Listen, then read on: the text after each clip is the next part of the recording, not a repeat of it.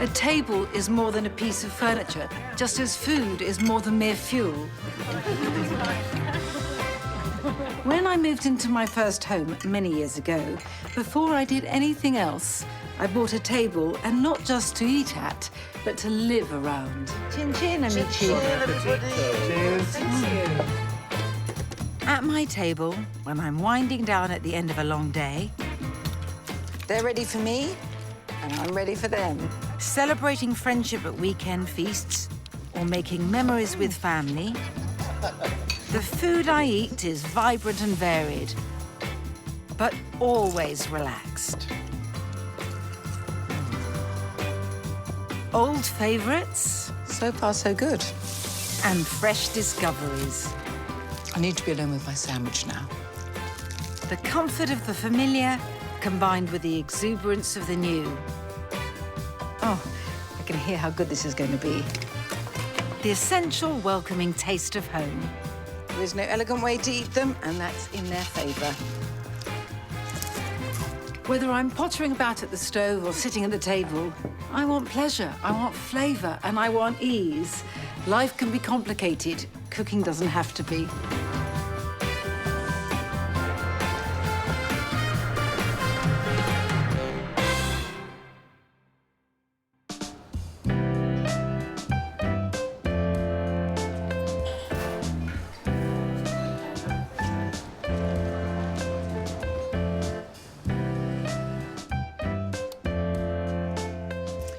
I was going in for a bit of larder management recently, and I realised that my chilli collection had got so large, it was about time I gave it its own shelf, the hotspot. I mean, I've got sauces, I've got pastes, I've got flakes, I mean, from all over. I mean, where do I start? Mexico, why not?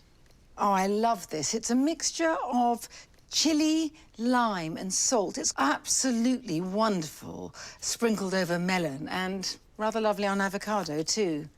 Now, I think turkey next. This is Urfa biber. It's almost black. It's so rich and raisiny, and its smoky taste makes it wonderful with garlicky roast aubergine. Now, this is what I want now, still in Turkey. Aleppo pepper, pul biber in Turkey, or Aleppo pepper. I love its distinct lemoniness, and I need it right now for my Turkish eggs. You can keep your eggs Benedict. My first dreamy mouthful of these Turkish eggs, and I was utterly sold. The thing is, I think you have to taste it to understand it. That's to say, a poached egg on garlicky yoghurt with a chili butter sauce on top. But it is not only a revelation, but a complete sensation. That's Greek yoghurt there. I need a clove of garlic that's minced in.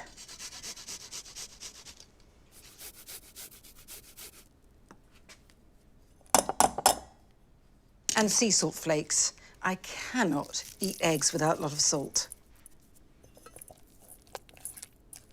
Although traditionally the yoghurt's cold, I like this to be just above room temperature. I suppose you could say Turkish room temperature. So I've got a pan here of water that's come to the boil and is now just hot. The gentle heat underneath the bowl makes the yoghurt less thick than when it's fridge cold, which is what I want. So that's the garlicky yoghurt, and it can just sit here. And now for the butter sauce. So I need butter. Don't be tempted to have the flame high. Just be patient, it'll happen. If it gets too hot, it'll just spit at you. And this is it, beautiful and hazelnutty. So to this, heat off, I add some extra virgin olive oil. And now my beautiful red pepper flakes, the Aleppo pepper. And as I stir, these foam up fierily. And this will stand very happily while I poach the egg. The water's almost come to the boil, so I'll get my eggs.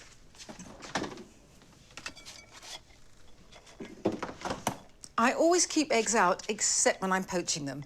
I've had a pathological fear of egg poaching for so long that I have devised certain steps that have made me now preternaturally calm when I poach an egg, eager to poach an egg. So, rule 1, fridge cold. It just keeps its shape better. Rule 2, crack the egg into a tea strainer and let the watery bit of white drip off underneath. It's this watery bit of white that, when you poach it, would turn into stringy fluff. I sometimes miss this stage out. I mean, if it's just a poached egg on toast for me in the morning, but Turkish eggs deserve the very best. And now, rule 3, gently transfer the egg to a cup or a ramekin, and instead of adding vinegar to the poaching water, I add, I suppose, about a teaspoon of lemon juice just directly onto the egg white. It makes the white sort of go and hold its shape better. And now, let's see. I'm going to slip the egg in very gently. Make sure your cup is as near to the surface of the water as possible, and then turn the heat down. I don't want to see any movement in the water. I cannot eat Turkish eggs without a hunk of toast to dip in, so toast on, and I want some dill sprinkled over. So peaceful when the water's that low.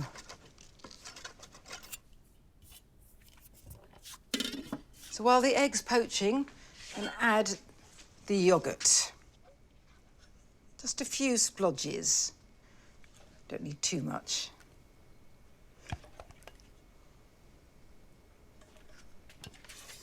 And now, gently lift the egg out, drip off a teeny bit of excess water, and there we are, on top of the yoghurt. Perfect. And the sauce, I'm going to pour that both over the egg, but some around the edges of the yoghurt, like a chili butter moat.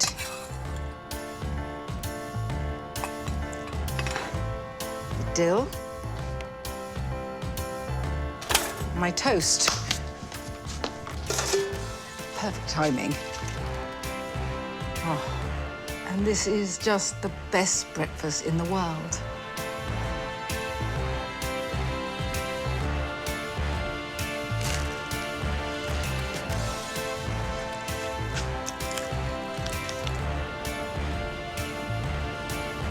Morning, noon or night, I am always ready to eat. I remember visiting my late mother-in-law in hospital one day, and the woman in the bed next to her suddenly shouted out, "Help! I need a sandwich!" And I so understood. That's how hunger always takes me, and I regularly have the same feeling of urgent need for a chocolate brownie, and I can't necessarily justify making a whole batch. And this is where my emergency brownies come in. They don't take very long and you don't need very many ingredients, but what you end up with are 2 large fudgy squares to be snaffled still warm and squidgy, straight from the tin if need be. So when your need is great, put 50 grams of soft unsalted butter into a pan, then sprinkle over 50 grams of soft light brown sugar. Add a tablespoonful of amber maple syrup, though you could always use golden syrup. Put it on a gentle heat and give it a stir every now and then. When it's all melted, take the pan off the heat, add 3 tablespoons of cocoa to 3 tablespoons of plain flour already in a bowl, along with 1/4 teaspoon of sea salt flakes. Mix together, then stir them into the waiting saucepan.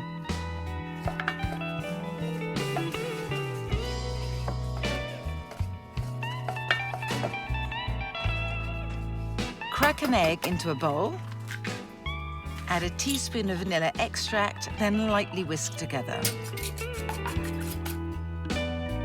Then add this to the saucepan and stir again until everything is smoothly and glossily combined. Tip in 50 grams of chocolate chips and the same weight of walnut pieces and give everything a final stir. I always bake my emergency brownies in one of those little foil tins that looks like you've got takeaway food. Scrape every last bit of the nubbly fudgy batter into the tin and bake in an oven at 170 degrees for 15 to 20 minutes, by which time the top will be just set and the edges coming away from the tin. If at all possible, and I know it's a big ask, let the brownies stand out of the oven for 20 or 30 minutes before diving in.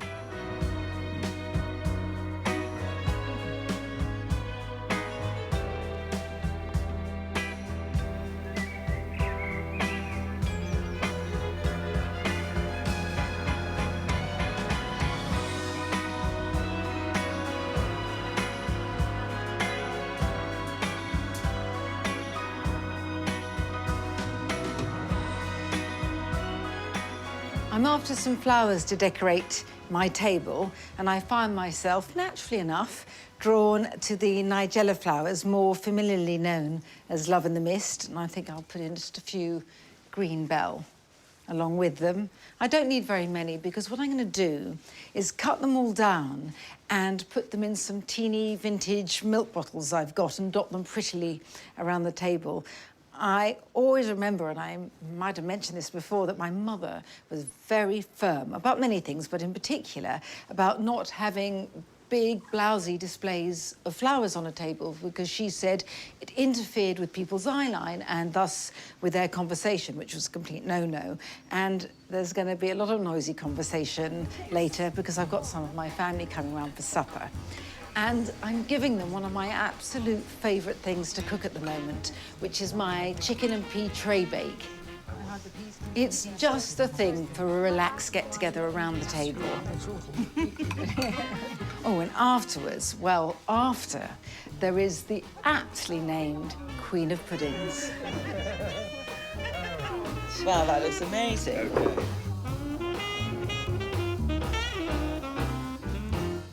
I love an old cookery book, and I'm forever trawling second-hand bookshops or their online equivalents. This one is a particular joy. It's called Our Favourite Dish, or the Theatre Recipe Book, and it's an anthology, always a rich seam, of recipes by the sort of leading performers and actors of the age, and this is really 1952 it came out. Where shall I start? Well, why not with Noel Coward? Now, he's got a recipe here called Warsaw Concerto. Not sure why. It's some film music from a 1940s British film. Maybe it's an in-joke.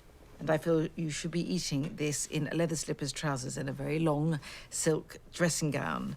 And actually, it was flicking through this book that reminded me of the majesty that is Queen of Puddings. And the Queen of Puddings is a very traditional British pudding, and you start off with eggs and you separate them. And with the yolks, you make a custard studded with breadcrumbs. And then there's jam, and with the whites, you make a meringue topping.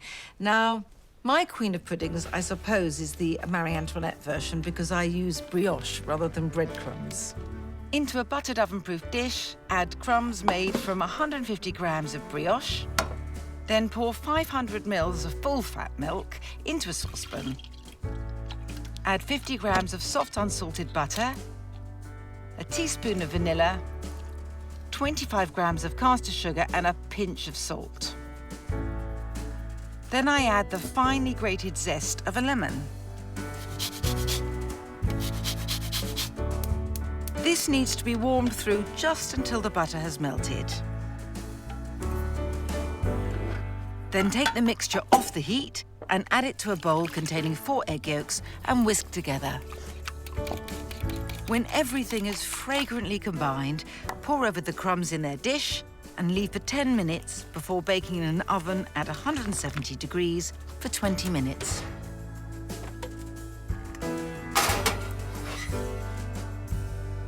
And with pudding well underway, I can now get on with my Chicken and Pea Traybake.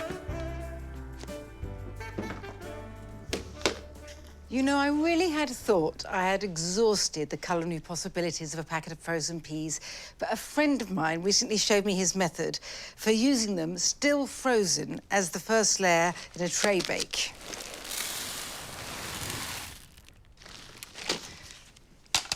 Takes a leap of faith, but go with it.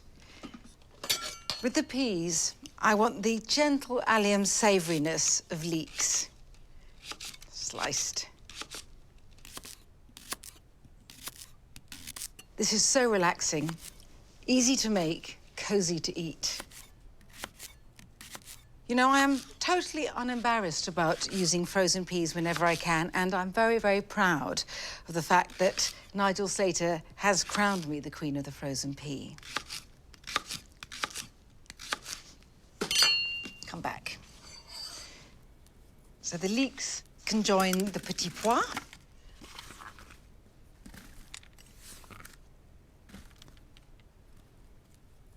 And now 2 fat cloves of garlic. So everything goes straight into the pan.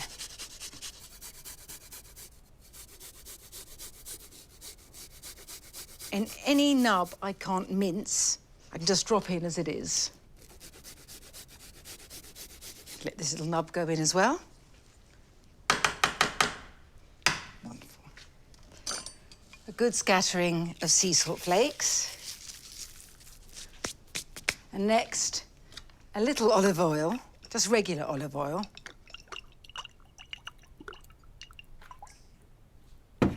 And a splosh of dry white vermouth.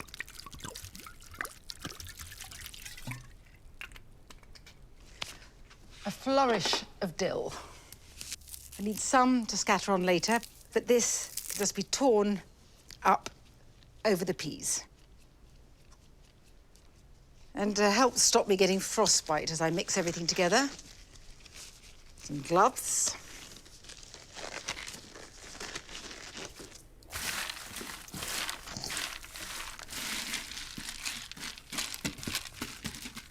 And this being a chicken and pea traybake, I need my chicken. Thighs for me. As the peas cook, they grow duller in colour, certainly, but so much more vibrant in flavour. And the steam they give off makes the chicken exceptionally tender and its skin crisp and crackly. For one more little touch, I need a little more oil just on the chicken skin.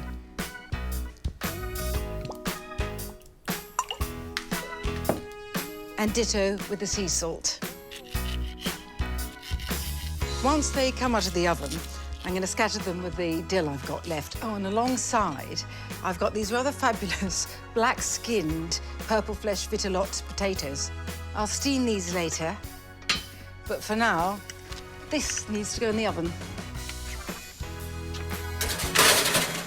It'll be done in about an hour and a quarter, and while it cooks, I'll potter about and get the table ready for my sister and family. I do love a cluttered table. The more bits and pieces there are dotted about the place, the happier I am. And I know I haven't left a lot of room for the food, but that doesn't matter. I'll squeeze it in. And it doesn't matter either that we're all shoved up against one another, because really, the whole point of this is being together. Once my traybake is hot out of the oven, I strew it abundantly with dill. My little chicks. Oh, lovely. So pretty. Jimbo. Oh, yes. That's really good. 2. Yes, please. Definitely.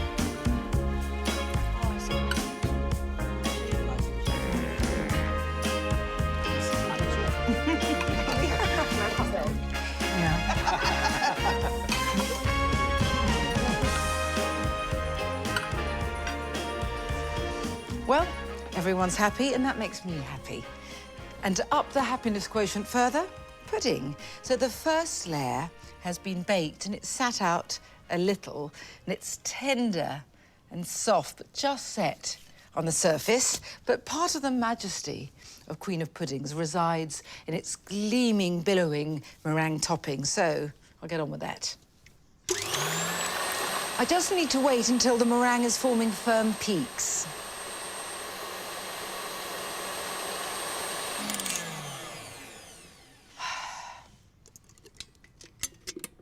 Perfect. So I'm going to add the sugar now. I've got 100 grams here for these 4 egg whites, and full speed ahead.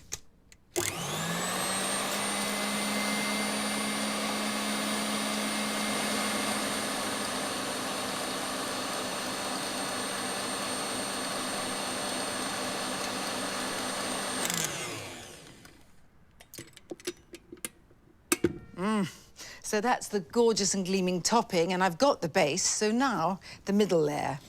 Not very arduous. I have some jam, plum jam I want.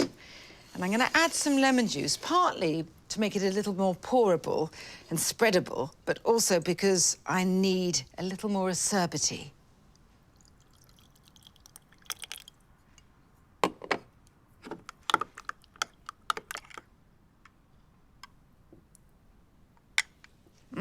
Look at this, so beautiful, positively regal.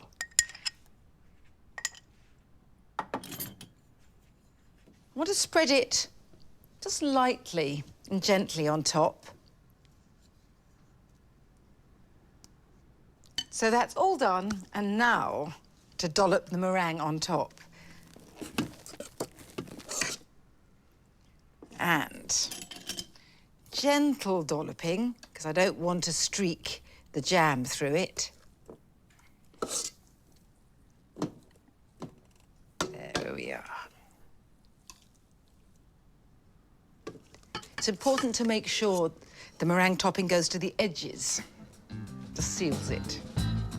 Now smooth the top gently. I don't want to pull the jam up. And then the bit I really enjoy, which is roughing it up a bit. So it has glorious swirly peaks.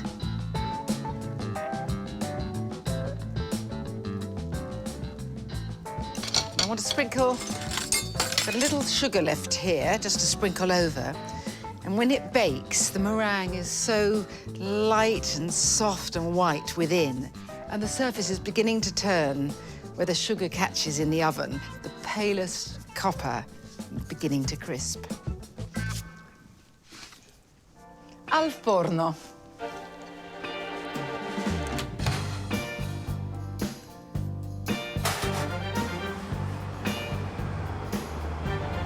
Here we are. Queen of pudding. Wow, that looks amazing. Right, who's first? You? Yes, please. Of course. Have them. Some ones. Thank you. Yeah, amazing. Look at that.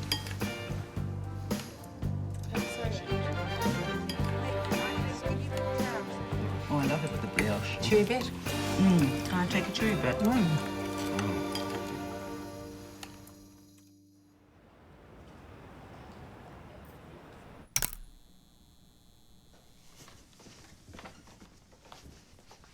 I think everyone's got a cupboard a bit like this under the stairs.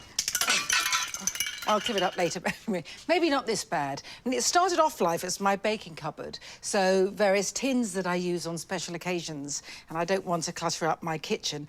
And then it became a repository of items that I bought for some special occasion I dreamt would happen and never have. For example, an electric crepe maker in pristine condition. Look, ready to swirl. And then folding my crepes, and I bought it when my children were really quite teeny. And now they're in their 20s, yet to be used, but I live in hope. And right now, oh yes. Right now, I need this.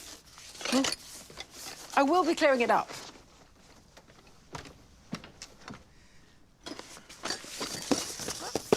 Ah, the perils of online shopping. Now, obviously, in the middle of the night, I felt the need to order a guacamole dish. You might well ask why, and I seriously wouldn't be able to answer you. Anyway, for some reason, it lingers on. Now, I am somewhat embarrassed to admit that I have bought a Spiralizer attachment. I read recently that the two things that are donated most frequently to charity shops are Dan Brown novels and Spiralizers.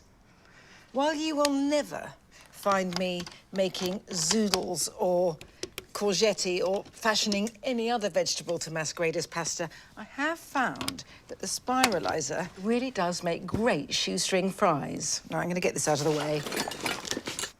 Before I spiralize my potatoes, and there's a verb I never thought I'd use, I need to perform a little surgery on them.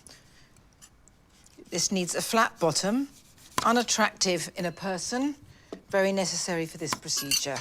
And then I impale.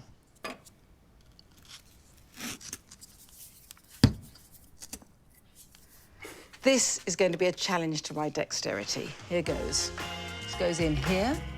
I'm going to fasten it on properly. This does look rather like a crossbow, rather alarmingly so. Blade in, if I can.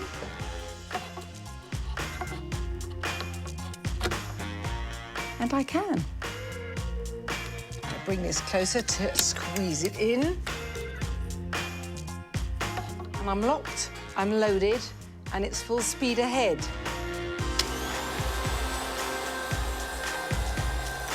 Eppure si muove.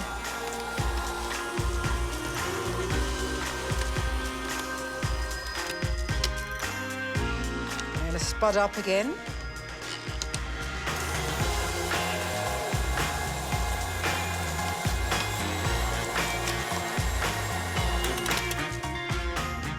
Right, I'm going to dismantle this before I can do any further harm. I need to separate the curls slightly, and they need to be patted dry with a clean tea towel. I don't want any liquid before I deep fry them. Right, I think these are dry enough. They'll just splutter if they go in wet to the oil, and we don't want that. I've got hot oil here.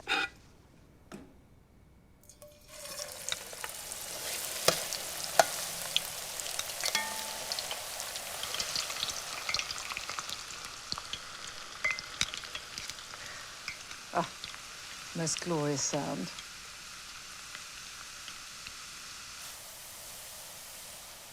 These won't take long to cook, so I've got my plate ready. And I've covered it with a bit of kitchen towel so I can dab these down for ultra crispness. Right, I need this, which is a cross between a basket and a ladle.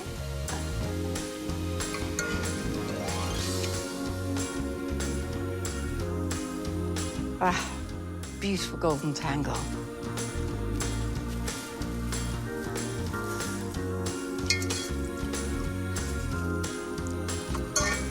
All important. Just want to remove the paper.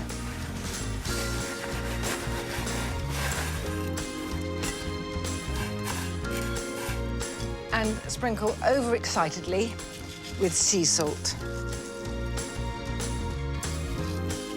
I'm going to crunch my way through these very happily. There is no elegant way to eat them, and that's in their favour.